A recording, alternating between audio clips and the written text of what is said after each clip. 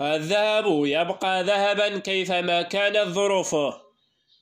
الذهبي زياد ميدان يحط الكرة الآن لزياش حكيم جول. شنو هذا؟ حكيم فسخ عقده مع غالاتاساراي التركي يوم 29 يناير، وتوقيع عقده الاحترافي الجديد مع الدحيل القطري يوم 30 يناير.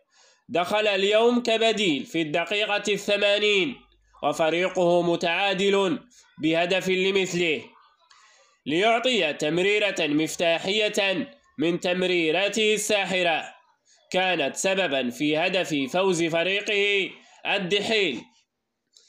زياش وبتاريخ مليء بالإبداع بدأه مع أياكس أمستردام، حيث صنع لنفسه اسما جعل كل هولندا تريده بشدة، لكنه اختار تلبية نداء القلب ليمثل المنتخب الوطني المغربي، والذي بصم معه على مسيرة طيبة. أما ما قدمه في قطر فكان مثاليا للغاية. زياش يخوض اليوم تجربة احترافية جديدة مغايرة تماما عن التجارب السابقة، لأن أجواء الخليج وبطولاته مختلفة تماما على أجواء أوروبا.